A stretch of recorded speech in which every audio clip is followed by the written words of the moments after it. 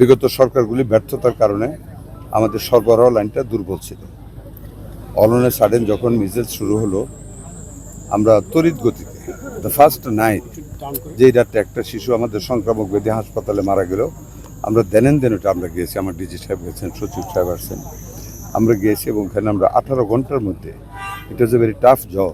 এরপর আমরা একটা আইসিইউ ওখানে খুলেছি। পরবর্তীতে বাংলাদেশে অনেক জায়গায় আমরা ভেন্টিলেটর দিয়েছি, যেটা খুব দরকার হয়।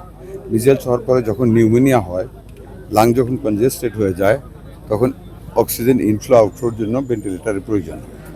আমরা সেই ভেন্টিলেটর দিয়েছি। সবচেয়ে বড় দরকার যে জিনিসটা, যেটা আমাদের খুবই শর্টফল ছিল, আমাদের বলতে বিগত সরকারগুলি যেই সরবরাহ লাইনটা একেবারে বন্ধ করে গিয়েছিল, ইন্টেনশনালি অর নন ইন্টেনশনালি, আমাদের হাতে ভ্যাকসিন তারা রেখে যায় নাই। আমরা ইউনিসেফের সহযোগিতায়, গ্যাবির সহযোগিতায়, ওয়ার্ল্ড হেলথ অর্গানাইজেশনের সহযোগিতায় সবচেয়ে বড় উপকৃত হয়েছি যে করোনাকালীন অব্যয়িত একটা টাকা ছিল 604 কোটি, আর একটা 419 কোটি। এই টাকাটা আমরা হাতে পেয়েছি। আমরা এডিবির মাধ্যমে টাকাটা ইউনিসেফকে দিয়ে আমরা অ্যাডভান্স ডেলিভারি দিয়েছি। গ্যাবি আমাদেরকে তাদের স্টক থেকে সিরিঞ্জ দিয়েছে, ভ্যাকসিন দিয়েছে। উই আর নাও মানে একেবারে well equipped to fight against the measles. আমরা এই মাসের 5 তারিখ থেকে আমরা 18টি জেলা, যেটা 18টা জেলা চিহ্নিত করেছি ইউনিসেফ ওয়ার্ল্ড হেলথ অর্গানাইজেশন, যেগুলিতে মিজেলস বেশি। 18টা জেলার 30টা উপজেলায় আমরা তো ওই দিন থেকে ভ্যাকসিনের কাজ শুরু করেছি। যেই রেট অফ প্রোগ্রেশন এটা ছিল, যেই রেটে এটা বৃদ্ধি হচ্ছিল, ওই রেটটা কিন্তু কমে আসছে। আর যারা জরুরি অবস্থা ঘোষণা করতে বলে, আমি জানি না কেন বলেছে, this is not the time to declare emergency. What for emergency? আপনাদের নারায়ণগঞ্জে তো একটা রুগী নেই হামে, আপনাদের সিভিল সার্জন আমাকে বলেছে ইমার্জেন্সি দিব। ইমার্জেন্সি কখন হয় একটা দেশে? যখন টোটাল ল্যান্ড, টোটাল পপুলেশন যখন আক্রান্ত হয়ে যায়।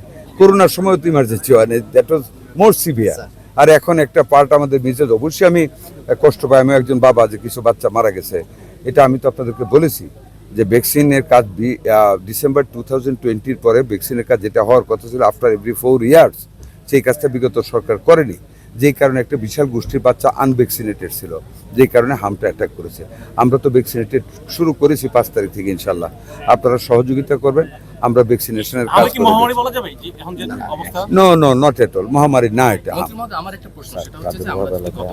আমরা যে এলাকাগুলির হামের প্রাদুর্ভাব বেশি হয়েছে, এলাকাগুলির আমরা টার্গেট করে 85% অলরেডি আমরা ভ্যাকসিনেশনের আন্ডারে নিয়ে আসছি এবং সিটি কর্পোরেশন সেটা করছে। যেখানে হবে আমরা সেখানে ঝাঁপিয়ে পড়বো, ইনশাল্লাহ এটা কন্ট্রোলে এসে যাবে।